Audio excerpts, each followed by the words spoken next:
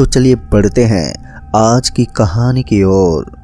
दोस्तों, हड्डियों को जमा देने वाली इस जबरदस्त ठंड के माहौल में ट्रक अपनी पूरी रफ्तार के साथ सुनसान पड़ी सड़क पर दौड़ रही थी। चारों तरफ गहरा सन्नाटा पसरा हुआ था और हमारी ट्रक की हेडलाइट के अलावा दूर दूर तक मुझे किसी दूसरी गाड़ी की रोशनी नजर ही नहीं आ रही थी। हम अभी हिमाचल प्रदेश के एक छोटे से गांव में दाखिल हुए थे।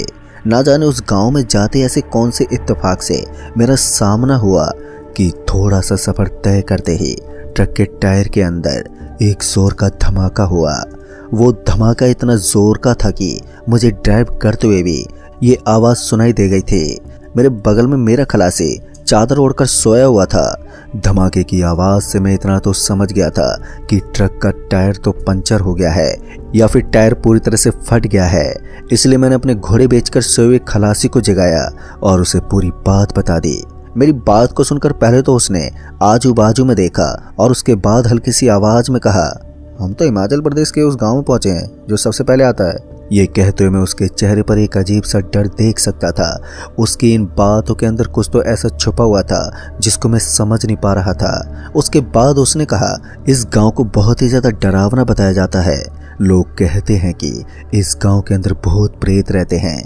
उसकी बात सुनकर मुझे हंसी आ गई क्योंकि मुझे भी ट्रक ड्राइविंग का काम करते हुए काफ़ी साल जो हो गए थे, लेकिन मैंने कभी भी इस तरह की चीज़ों को बिल्कुल भी नहीं देखा था और ना ही उनके ऊपर विश्वास किया। इसलिए मैंने अपने खलासी दयाचंद की तरफ देखते हुए कहा, लगता है तुम्हारा दिमाग खराब हो गया है। ऐसा कुछ नहीं होता है, ये सब तो कहने की बातें होती हैं।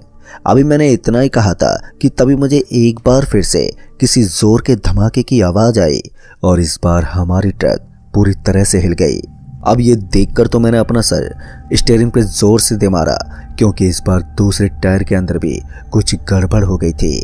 हमारे पास स्टॉक में एक टायर तो था, लेकिन जब दूसरा टायर भी पंचर हो गया तो फिर हमारा यहाँ से निकलना और भी ज़्यादा मुश्किल होने लगा। खैर, अभी तक तो मैं ट्रक से नीचे उतरकर ये भी नहीं देख पाया था कि आखिर ट्रक के अंदर हुआ क्या था। उसके बाद मैं जैसे ही ट्रक से नीचे उतरा तो मैंने पाया कि ट्रक के दोनों टायर पूरी तरह से खराब हो चुके हैं। दोनों की ट्यूब फटकर बाहर निकल गई थी। अब ये नज़ारा देखकर तो मेरा दिमाग चकरा गया। उसके बाद का एक और दृश्य जब मैंने देखा तो मेरे रोंगटे खड़े हो गए क्योंकि मैंने देखा कि मेरी ट्रक के टायर खून से लाल हो चुके थे। ऐसा लग रहा था जैसे कि मेरी ट्रक ने किसी को कुचल दिया था, मगर पूरे रास्ते में मुझे कोई इंसान तक नजर नहीं आया था। फिर ये कैसे मुमकिन था? मैं उसे बड़े ही गौर से देख रहा था और देखने में तो ऐसा ही लग रहा था कि वो ताज़ा खून था। मुझे लगा कि कोई बड़ा जानवर ट्रक के नीचे आ जाए तो भी ऐसा होना लाजमी है। बहुत देर तक सोचने के बाद मैंने सोचा कि मुझे जल्दी से जल्दी यहाँ से निकलना चाहिए क्योंकि मुझे यहाँ पर कुछ ठीक नहीं लग रहा था। पहले तो मैंने अपना एक टायर चेंज कर लिया, लेकिन जब दूसरे टायर की बारी आई तो मैंने देखा कि स्टॉक में सिर्फ एक ही टायर रखा हुआ था और दूसरा टायर लाने के लिए मुझे यहाँ से करीब 3 किलोमीटर दूर पैदल जाना था।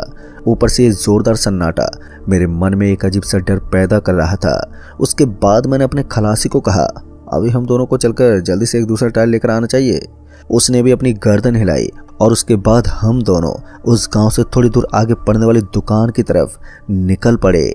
मेरे खलासी ने बताया कि वो पहले भी सुबह के समय यहाँ पर आ चुका है, इसलिए वो उस दुकान वाले को अच्छी तरह से जानता था। वहाँ पर एक ढाबा भी बना हुआ था, इसलिए हम दोनों तेज तेज कदमों के साथ उस गांव को पार करते हुए निकल रहे थे। हम अपने ट्रक से अब काफ़ी दूर आ चुके थे। हम दोनों अब उस गांव के बीचों बीच में थे। तभी मेरे खलासी ने कहा, वैसे उस्ताद जी, लोग कहते हैं कि इस गांव के अंदर पिशाचों का वास है और यहाँ पर कोई भी इंसान नहीं रहता।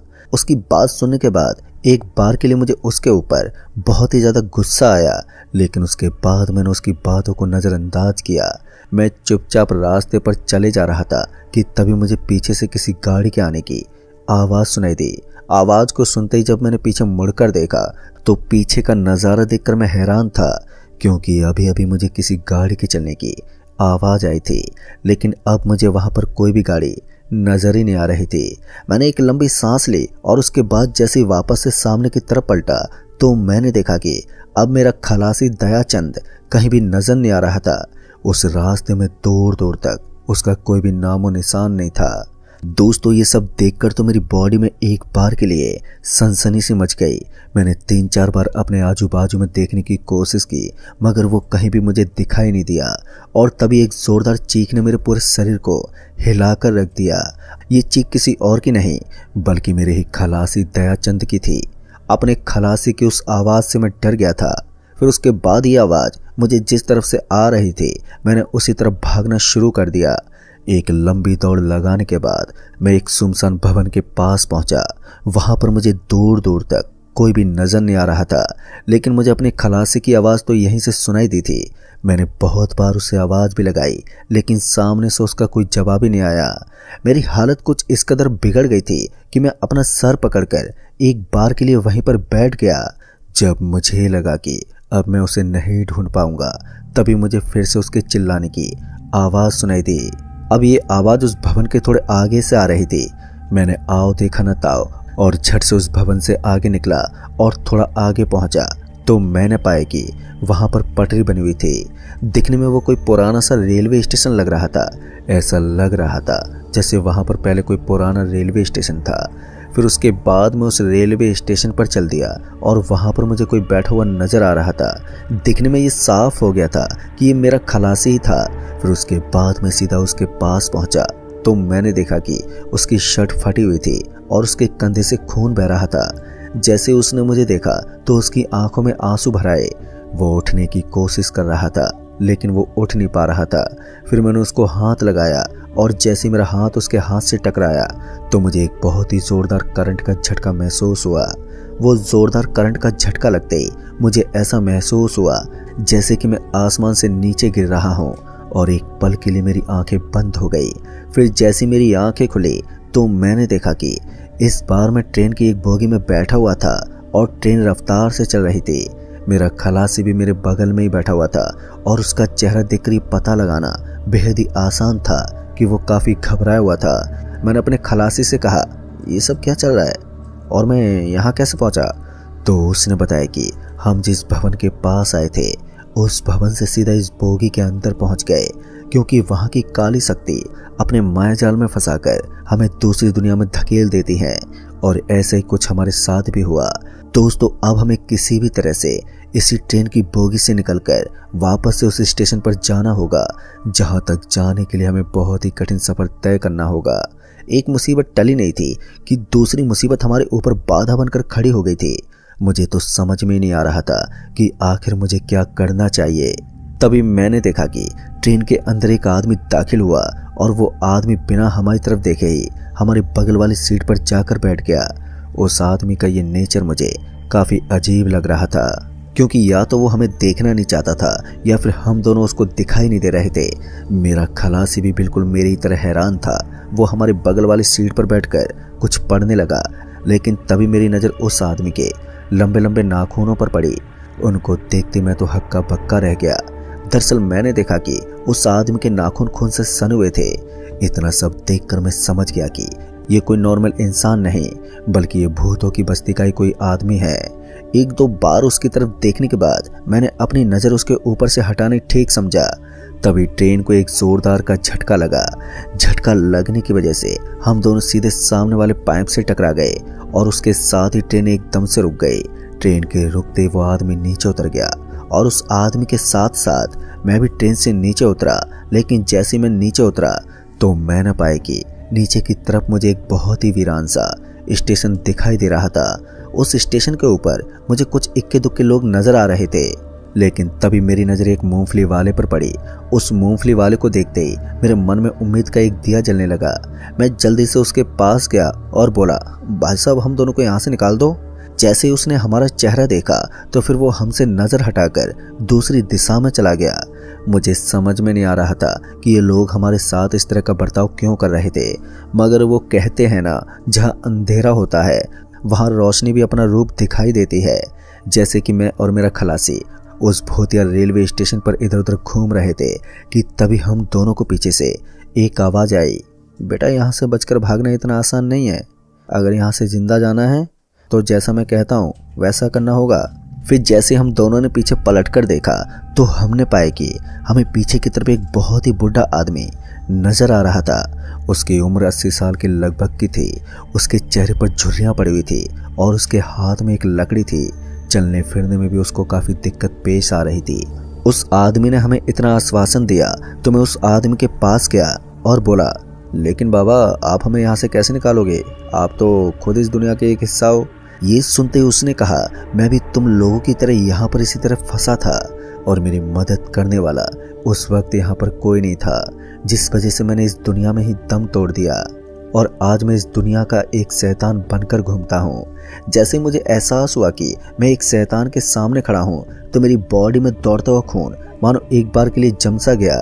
फिर उसके बाद मैंने थोड़ी हिम्मत जुटाई और कहा, तो क्या आप हमें बता सकते हैं कि हम दोनों यहाँ से जिंदा बचकर कैसे निकले?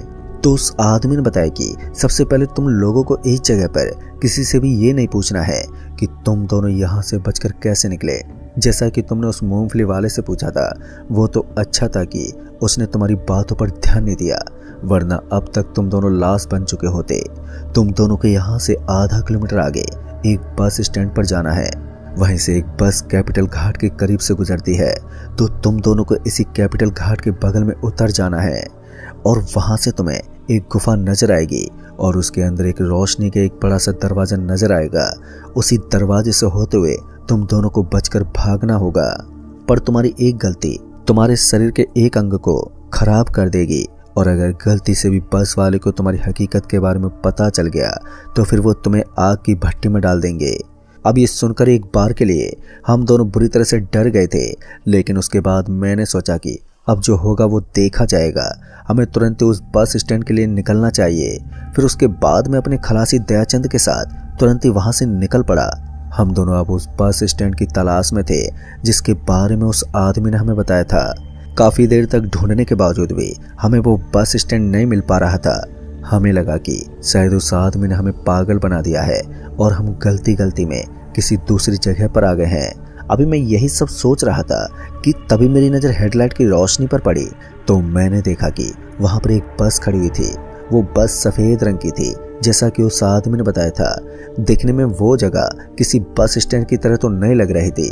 वो जगह सड़क से थोड़ी बाएं तरफ सटी हुई थी, जिस वजह से वो हमें इतनी देर तक नजर नहीं आई थी। लेकिन फिर भी जहां पर बस रुकती है तो उसे बस स्टैंड ही कहा जाता है। उस बस को देखकर मेरी आंखें चमक आईं। फिर मैंने दयाचंद को अपने साथ लिया और हम दोनों उस बस की तरफ चल पड़े। अब हम दोनों उस बस के जस्ट सामने पहुंच गए थे। जैसे हम उसके सामने पहुंचे तो हमने देखा कि बस के अंदर मुझे पहले से ही काफी लोग बैठे हुए नजर आ रहे थे। ये बात तो पक्की थी कि बस के अंदर बैठे हुए लोगों में सारे के सारे लोग ही पिशाच थे। डर तो हमें बहुत लग रहा था, लेकिन अपनी जान बचाने का इसके अलावा हमारे पास कोई दूसरा रास्ता भी नहीं था। इसलिए मैं और मेरा खलासी हम दोनों बस के पास पहुंचे तो हमने देखा कि बस के दरवाजे पर हमें कोई भी कंडक्टर वगैरह नजर नहीं आ रहा था। अब हमें किसी खाली सीट का इंतजार था। फिर जैसे हम अंदर पहुंचे तो हमें सामने की तरफ एक खाली पड़ी हुई सीट नजर आने लगी। हमें बस इसी चीज का वेट था। फिर उसके बाद हम दोनों उसी सीट के ऊपर जाकर बैठ गए। हम अपने आजू बाजू में बैठे हुए लोगों को देख पा रहे थे और उन सभी की गर्दनें नीचे की तरफ झुकी हुई थी।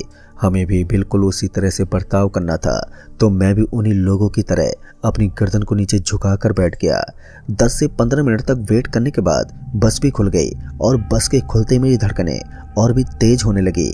ना जाने क्यों, लेकिन इस बस के अंदर बैठने के बाद मुझे और भी ज्यादा घबराहट हो रही थी। ऐसा लग रहा था जैसे कि मैं अपनी मौत के आसपास हूँ। बस के अंदर कुछ मुसाफिर चढ़ते तो कुछ नीचे उतर जाते, लेकिन जैसी बस स्टार्ट हुई थी तो उसके बाद बस के अंदर पूरी तरह से सन्नाटा छा गया। यहाँ तक कि बस चलने की भी आवाज़ हमें सुनाई नहीं दे रही थी और यहाँ पर इस तरह की हरकतें होना एक आम बात थी, क्योंकि मैं अब एक मायावी दुनिया में था जहाँ पर सभी लोगों का शिकार मैं और मेरा खलासी ही थे।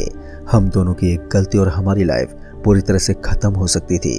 फिर इतने में ही बस का जोरदार झटका लगा। झटका लगने के साथ ही मैंने धीरे से विंडो की तरफ देखा तो मुझे वहां पर कोई भी गुफा जैसी चीज नजर ही नहीं आ रही थी।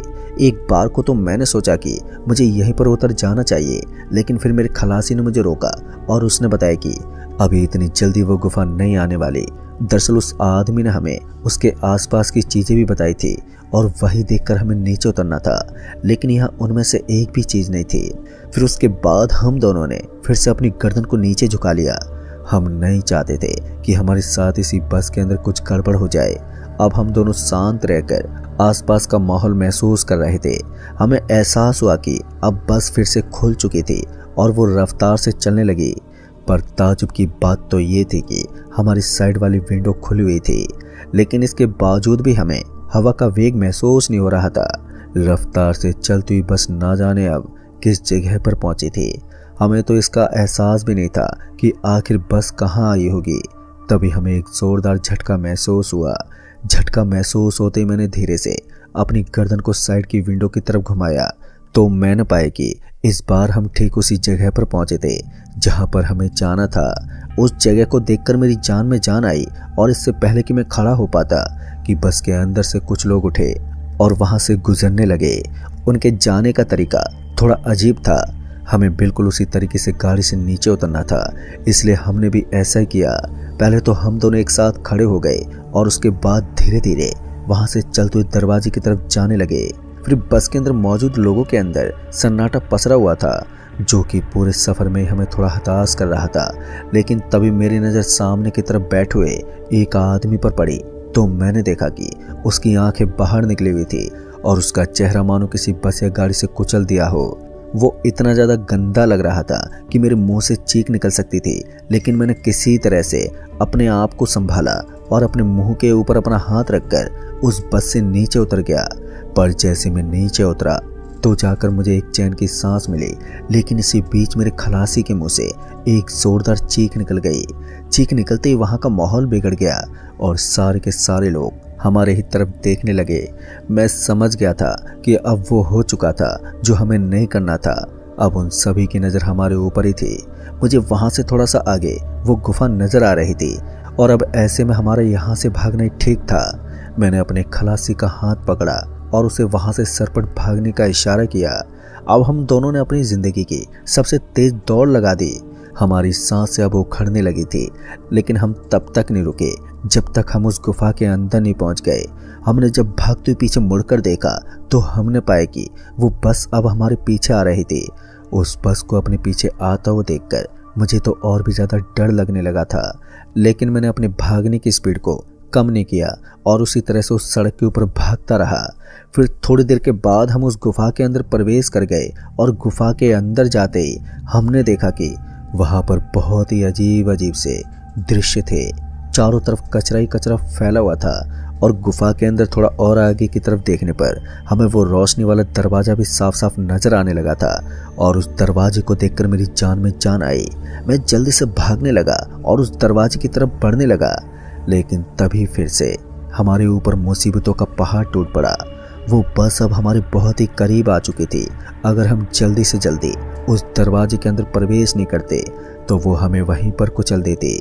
लेकिन मैं और मेरे खलासी ने हिम्मत जुटाई और हम दोनों तुरंत ही भागते हुए उस दरवाजे के अंदर कूद गए।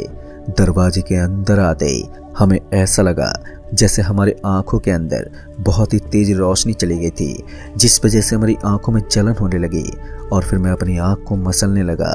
फिर थोड़ी देर के बाद मुझे ऐसा लगा जैसे कि मैं आसमान से गिर रहा हूँ, जैसे कि मुझे पहले महसूस हुआ था। फिर उसके बाद मैंने जैसे धीरे धीरे अपनी आंखें खोली तो सामने का नज़ारा देखकर मेरी खुशी 10 गुना ज़्यादा बढ़ गई। दरअसल मैंने देखा कि मैं अब उसी गांव के अंदर था जहां पर हमारा ट्रक खराब हुआ था और मैं उसी भवन के पास खड़ा था जहां मेरा खलासी मेरे बगल में गिरा हुआ था। उसके शरीर के ऊपर बहुत ही सारी चोटें लगी हुई थी और उसके बाद मैं उसे अपने साथ अपने ट्रक के पास ले गया। जब हम दोनों ट्रक के पास पहुंचे तो एक बार फिर से हम हैरान हो गए। दरअसल हमने देखा कि हमारे ट्रक के दोनों पहिए एकदम सही थे, उनके ऊपर हमें कोई भी खरोंच तक नजर नहीं आ रही थी। अब ये देखकर मुझे तो विश्वास नहीं हुआ, क्योंकि रात को ही दोनों टायर फट गए थे। फिर मुझे एहसास हुआ कि ये सारा मायाजाल उन काली शक्तियों का था और इस वक्त सुबह के 4:30 बज रहे थे और ये एक ऐसा समय था जब उन काली शक्तियों की माया पूरी तरह से ख़त्म हो जाती है। फिर उसके बाद हम दोनों ट्रक लेकर वहाँ से निकले और हम एक ढाबे पर रुके। हमने ढाबे पर रुककर उस ढाबे वाले को पूरी बात बताई और हमारी बात को सुनकर उसने बताया कि उस गांव के अंदर आप जिस स्टेशन पर गए थे वो काफ़ी सालों से बंद हो चुका है। उस रेलवे स्टेशन को बंद करने का कारण यही था कि वहाँ पर भूत प्रेत रहते हैं। उस ढाबे वाले ने हमें ये भी बताया कि आप जिस दुनिया की बात कर रहे हो वो इस रेलवे स्टेशन का ही एक पार्ट है जहाँ पर आप माया जाल में फंस जाते हो और उसके बाद आपको ऐसा लगता है कि आप किसी दूसरी दुनिया में चले गए हो। खैर दोस्तों, क्या सच है और क्या झूठ ये तो मुझे नहीं मालूम, लेकिन उस भयानक हादसे के बाद मेरी ज़िंदगी पूरी तरह से बदल गई और अब मैं ट्रक ड्राइविंग का काम नहीं करता हूँ क्योंकि इस काम में मुझे घुटन सी महसूस होती है। ऐसा लगता है कि कभी भी मेरे साथ इस तरह का हादसा दोबारा घट सकता है। तो दोस्तों, इस कहानी में बस इतना ही। कहानी आपको पसंद आई हो तो वीडियो को लाइक शेयर कमेंट ज़रूर कर दें और साथ ही चैनल पर अगर नए हैं तो चैनल को भी सब्सक्राइब ज़रूर कर दें।